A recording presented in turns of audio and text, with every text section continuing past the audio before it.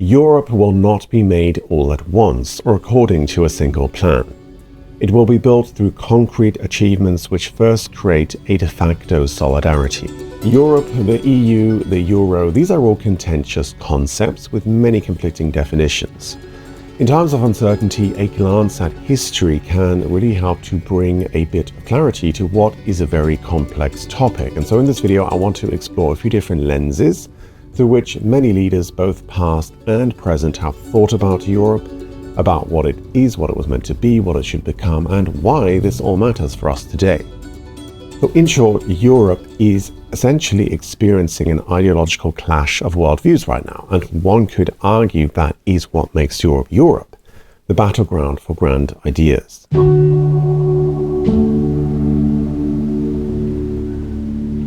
For me, growing up in the UK, Europe was just always known as the continent. You know, having a continental breakfast was considered somehow sophisticated.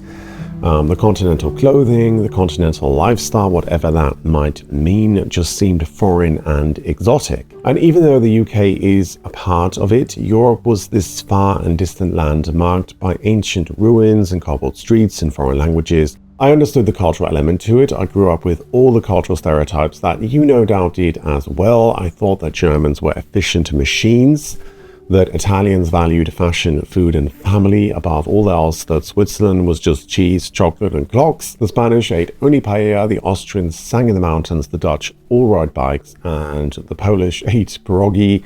And yeah, you get the idea. I kind of saw Europe as this patchwork mishmash of exotic cultures and traditions. And one thing I never quite understood is where one country ends and the next begins. You know, country borders have changed and shifted countless times over the years. These are all superficial elements of culture that we can experience firsthand, but it doesn't really explain what Europe is at its core. The vast majority of European history is one of bloodshed, annihilation, and conquest, and peace is very much the exception, not the rule. Now, I love Europe. Having lived in several other countries throughout the world, there is no place I would rather be, and regardless of what you might have heard, Europe and really any of the countries within it are still some of the best places to live in the entire world. Much of the current pains that many countries are going through has been laid at the feet of the European Union, with many questioning the future of the continent. And so I suppose the real question here is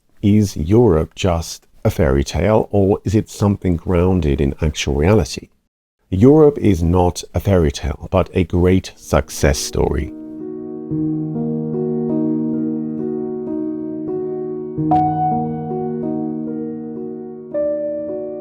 The devastation of two world wars gave birth to a new definition of Europe. From the rubble rose a conceptual values-based identity, something that had little to do with the geographical landmass. And so after the war, European leaders led by the likes of Jean Monnet and Robert Schuman conceived an experiment to unite their nations through economic interdependence. And the creation of the European Coal and Steel Community in 1951, followed by the Treaty of Rome in 1957, laid the groundwork for the European Economic Community. And by most accounts, this initiative was rooted in an idealistic vision of peace, a conviction that shared economic interests would render conflict both unthinkable and economically irrational. You know, what better way to prevent a war than to entangle economies and cultures, to literally make it suicide to start one? The birth of modern Europe was built on a set of unshakable values and traditions associated with modern democracy, human rights, and the rule of law. And whatever individual differences countries had, these values served to galvanize disparate cultures together for the greater good. And in this sense, Europe symbolized an ideal of progress, rationality, and cultural identity that extended beyond mere geography or politics. We must build a kind of United States of Europe. Churchill's vision highlights the idea of a united Europe, transcending individual nations to create peace, cooperation, and collective strength. National identity and the power of individual nation states were seen as something to be wary of and to handle with care. And it was an era when the memory of war still burned bright, and the collective desire to never return to those dark days drove nations to forge new bonds.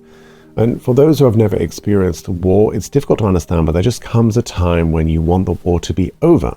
When you're exhausted from the bloodshed and everything else just seems inconsequential, even for power-hungry politicians, and the one guiding light is to ensure that it never happens again, that history is never allowed to repeat itself. The introduction of the euro at the turn of the millennium seemed to be the next logical step in European integration. Ideological, economic, and fiscal integration was seen as strengthening the foundations of the EU. And it was not just about a shared currency. The euro was intended to symbolize a shared destiny, a new era of unity, stability, and growth, a promise never to return to the horrors of its past. And it was sold as a time of great unity for Europe, for many a time of hope and excitement. But that was then, and this is now. Culture has shifted. The generation that bore the scars of war is fading into history, and with fewer personal memories of this terror, the weight of the sacrifices once made for peace is all but gone. And the fickle fallacy of fading affect bias means that we forget memories of negative emotions very quickly.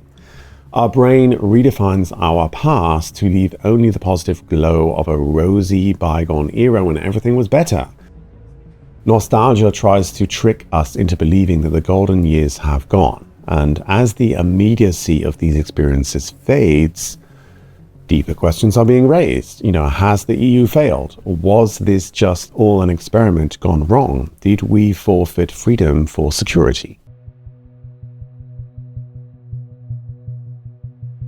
I want to see Europe succeed, but I do not want to see Europe undermine the independence of our nations. The idealistic drive that once fueled European integration now contends with a society that seems increasingly indifferent to the lessons of its past.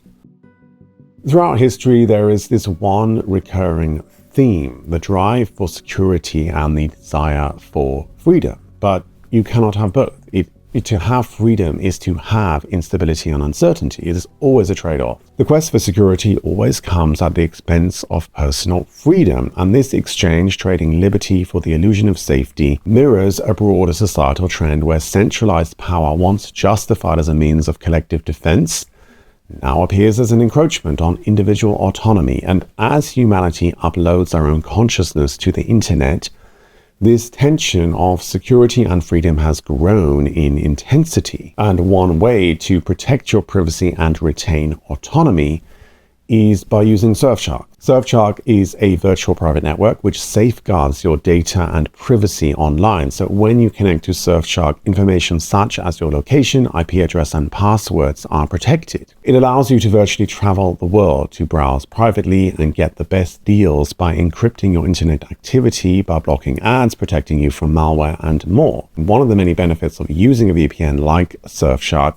is the ability to access content that is blocked or just unavailable in your country. And annoyingly, the BBC iPlayer is just not available in Germany. And by switching my location to the UK, I immediately have access to British TV and film, and it really is that simple. Surfshark offers over 3,200 servers in 100 locations, so there is no danger of being tracked or followed online.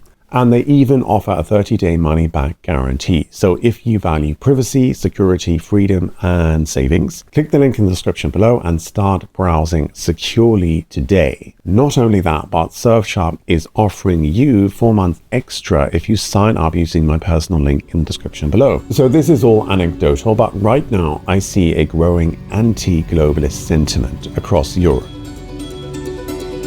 Globalism has improved many areas of life. It's made things ultra-convenient, instantly available, and seemingly simplified complex problems. But something has been killed in the process. Something that, for many of us, ultimately is more valuable than instant gratification. Maybe you feel it too. You see it throughout Europe and the UK, and maybe in other parts of the world as well. But there is a growing movement towards localism, a desire to reconnect with one's immediate community. The push to support local and buy regional have made these slogans almost become rallying cries against the impersonal forces of globalization, and for many, the European Union has become synonymous with globalization. The European Union is a dictatorship of bureaucrats that is imposed on the people.